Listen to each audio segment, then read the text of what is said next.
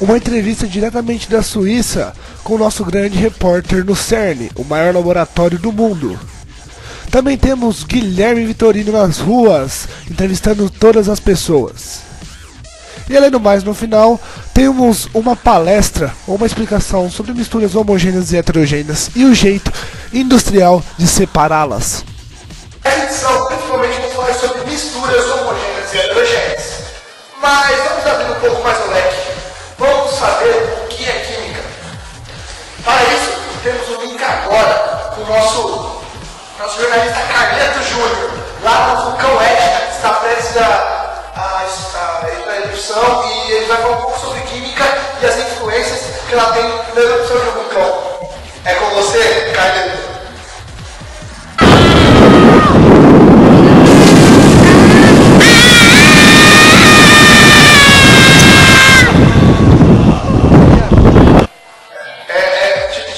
Tivemos um problema com o Carleto, eu acho que teve que buscar a Carleto na escola.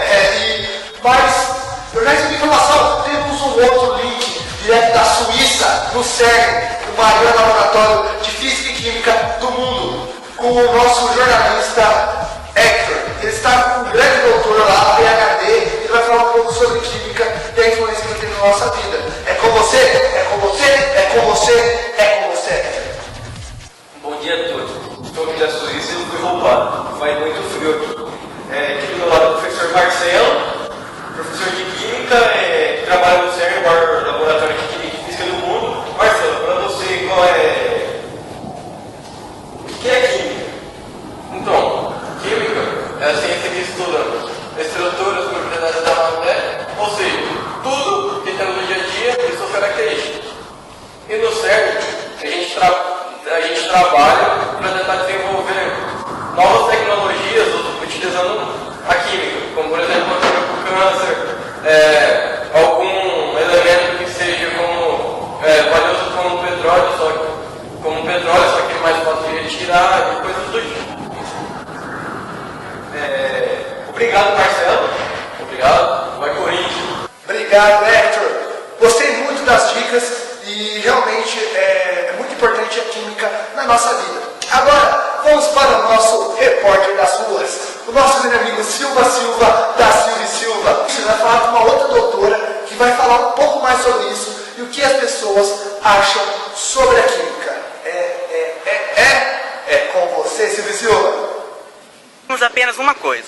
O mundo respira e necessita da química. Para nos ajudar, estou aqui com a doutora Valesca, direto ao ponto. Doutora, qual o tamanho da importância da química? Grande. Ah, entendi. E onde mais ele está presente em nossa vida? Em todo lugar. Você poderia falar mais sobre isso? Sim. Bom, eu sou o jornalista Silva e obrigado. Obrigado, Silva e Silva. Realmente deu para saber que as pessoas têm uma noção não muito grande sobre a química, realmente achando que às vezes a química é só apenas uma coisa tóxica que coloca nos alimentos, mas não, é uma coisa muito mais abrangente e que ajuda todas as pessoas no dia a dia. Quero agradecer também a nossa querida doutora Valesca, direto ao ponto, com respostas certas e bem especializadas sobre o que o nosso grande jornalista perguntou. E agora, para finalizar, vamos falar sobre aquilo que a gente tentou conversar, misturas homogêneas e heterogêneas. Para isso, estamos com o meu irmão gêmeo, do outro lado da cidade, que vai explicar um pouco mais sobre isso. Você, irmão gêmeo. Obrigado, irmãozão. Agora, pode deixar comigo. Bem, eu irei explicar para vocês o que são misturas homogêneas e misturas heterogêneas. Misturas homogêneas, como você pode ver nessa imagem, por exemplo, o açúcar e a água. Quando os dois se misturam, apenas uma fase aparece. Ou seja, um líquido aparece. Então o açúcar não realmente aparece apenas tem uma fase. Logo, a gente pode ver nessa imagem uma mistura heterogênea. Ou seja, ela possui duas fases. Por exemplo, água com pedra, água com óleo. Você consegue observar a água ou as pedras, ou também a água ou o óleo. Essa noção é simples. Mas também o homem tem a grande necessidade de separar homogêneos com heterogêneos. Existem vários tipos de formas de fazer isso. E agora eu vou passar alguns vídeos explicando como fazer isso. Os processos de separação dos componentes de misturas heterogêneas são flotação, filtração, dissolução fracionada, decantação, fusão fracionada, sublimação, separação magnética, levigação e cristalização fracionada. Na flotação, a mistura é tratada com um líquido de densidade intermediária em relação às dos componentes. O componente que for menos denso que o líquido flutuará, enquanto o componente mais denso ficará depositado e assim ocorrerá a separação. Na filtração, utiliza-se um instrumento chamado filtro. Nesse processo, o líquido ultrapassa o filtro, separando-se do componente sólido, que ficará retido sobre a superfície. Na dissolução fracionada, a mistura é tratada com um líquido que dissolve apenas um dos componentes e, por filtração, separa o outro componente não dissolvido. Em seguida, por meio da evaporação ou destilação do líquido usado, recupera-se o componente dissolvido. Na decantação, coloca-se a mistura em repouso para que o componente mais denso se deposite completamente. A seguir, remove-se o componente líquido e assim ocorre a separação. Na fusão fracionada, devemos aquecer a mistura e a temperatura atingirá o ponto de fusão de um dos componentes que passará para o estado líquido, podendo ocorrer a separação por decantação. A sublimação é aplicada quando uma das fases sublima facilmente. A separação magnética é aplicada quando um dos componentes é atraído pelo ímã. A levigação é empregada em misturas formadas por substâncias sólidas e de densidades diferentes, utilizando uma corrente de água que arrasta o componente menos denso. Na cristalização fracionada, a mistura do sólido se dissolve em um líquido que em seguida é submetido à evaporação, provocando a cristalização dos componentes separadamente. Os processos de separação dos componentes de misturas homogêneas são destilação simples e destilação fracionada. A destilação simples é usada para a separação dos componentes das misturas homogêneas sólido-líquido. Neste processo, devemos aquecer a mistura até atingir o ponto de ebulição.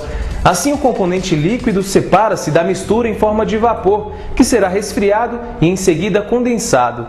A destilação fracionada é aplicada na separação dos componentes das misturas homogêneas líquido-líquido. Neste processo, devemos aquecer a mistura num balão de destilação. Assim, separa-se primeiro o líquido com menor ponto de ebulição e, em seguida, o líquido com maior ponto de ebulição. Caramba, desculpa, eu tava meio distraído aqui. Bem, espero que você tenha entendido que são misturas homogêneas e heterogêneas, as formas de como dá para separar elas. Obrigado a todos pelas inscrições. Este foi o jornal Aceleração.